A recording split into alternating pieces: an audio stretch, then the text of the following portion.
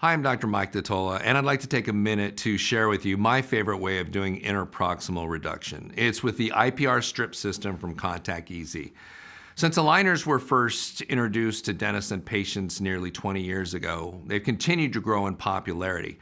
But for most aligner cases to be successful, it's necessary to do some IPR or interproximal reduction because of the lighter forces involved with orthodontic aligners when compared to traditional orthodontics.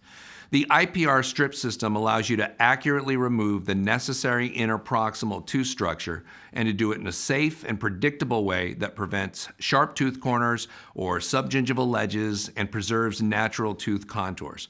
This truly is stress-free IPR, so let's go ahead and take a closer look at the IPR strip system. So to look at the IPR strip system, this is a pretty typical case of a patient who might come into your office and ask about having removable aligners done. It's pretty typical because you see more crowding in the lower anteriors than you do in the upper anteriors, and it's usually this crowding that's going to be the most difficult to take care of in the lower anteriors. And if you have a digital treatment plan done, they'll usually tell you exactly how much interproximal reduction or enamel stripping you need to do between which pairs of teeth and where it needs to be. And as you look down, you can see we're definitely locked out with our lateral incisors, so there's going to need to be some stripping there, and they'll tell you, 0.1 millimeters, 0.2, 0.3 millimeters, and so that you know exactly the goal that you're kind of shooting for. And so there's a gauge system that allows you to actually measure if there's an opening already, and then you can check your progress as you do the interproximal reduction. So if they ask for 0.3 of a millimeter between teeth, let's say 27 and 28, you can create that space and then put this gauge in and ensure that you actually got to that 0.30 millimeters of space between those two teeth. So before you start it, it's probably always good to just check with the 0.10 and see if in fact there is any space between those teeth like there is here. So I've already got 0.10 between the central incisors. So if that's all they wanted in there, I would leave that be for now. But on some of these other ones, it's much tighter. So this is the IPR strip system itself, these 4 strips. And we always start with the yellow one. This is the starter strip. This is 0.07 millimeters in thickness.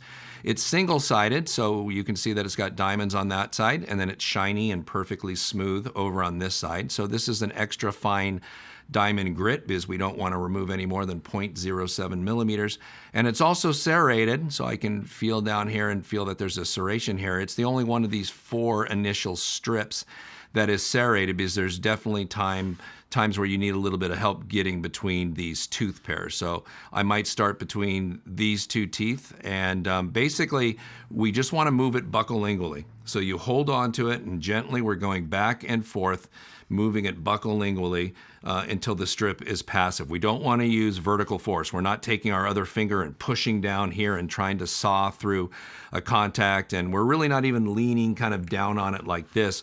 We're simply going buccolingually and letting that little serration on the edge help us find find that pathway down in between that contact. So we're going back and forth as we can do it, as we do it, and then we can come out and verify that we have in fact removed that much. And remember, it's just cutting on that one side as well. So as you're in there going back and forth, you wouldn't pull the smooth side against this tooth. If anything, you would move a little towards this one, knowing that this is the tooth that you're actually removing some enamel on as you go back and forth inside of that contact. These are all sterilizable, by the way, so these can be autoclaved, and they're good for, the company guarantees them for use up to 5 times. There's probably dentists who use them more times than that, but diamonds tend to get clogged, as you know from prepping teeth, and as a result, they're at their maximum efficacy for 5 uses.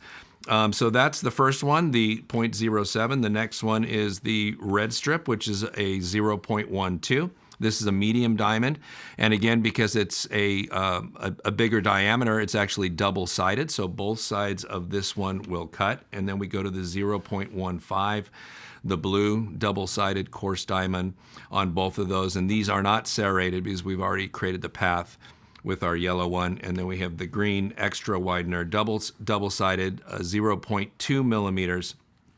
and a double-sided coarse diamond. And we could probably sneak this in. These teeth aren't real teeth, obviously, so it's much easier to be able to sneak in somewhere because we have a lot more deflection within this plastic base than we do with the PDL.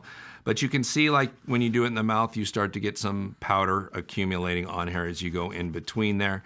And if they were asking for 0.20 millimeters, we would then take our thickness gauge for the 0.2 millimeters and put it between those teeth to ensure that we had in fact removed enough. And the digital treatment plan will typically tell you when to make these adjustments, when to do the IPR, and have these measurements as you work your way through. And then the IPR Plus kit has some additional strips for some bigger ones. So it goes up to, you can see the numbers on some of these, the 0.35 millimeters, 0.4 millimeters. So the more crowding you have on lower anterior teeth, for example, the more reduction you're going to have to do to get through there. And again, these are all coarse diamonds and double-sided and don't have any serrations as you get deeper into the IPR process itself. You can see this opening that's here. It's there for a specific reason. It's really about visibility. So as you're going in here, you can see where this tooth is, and as you lean it back and forth, there's a bit of flexibility in your ability to lean it one way or the other. So that central opening ends up being really handy. And because there's no serrations on any of the strips except for the very initial one, it prevents any sharp corners or subgingival ledges. There's definitely people who like to use a rotary disc and a handpiece to do this kind of IPR, but it can be a little more stressful and a little more dangerous. And I think the most consistent, easiest, and certainly the safest way to do it is with these hand strips. And it doesn't take a long time to be able to go here and do it. And when you have a cookbook or a recipe from a digital treatment plan telling you what to do and how much space to create, the IPR strip system makes it simple and easy to follow that logical step. Anytime you can make a procedure in dentistry stress-free, it's worth doing. And the IPR strip system has made interproximal reduction stress-free for me. So on behalf of myself and all of us here at Contact Easy, I want to thank you for your time and your continued commitment to quality dentistry.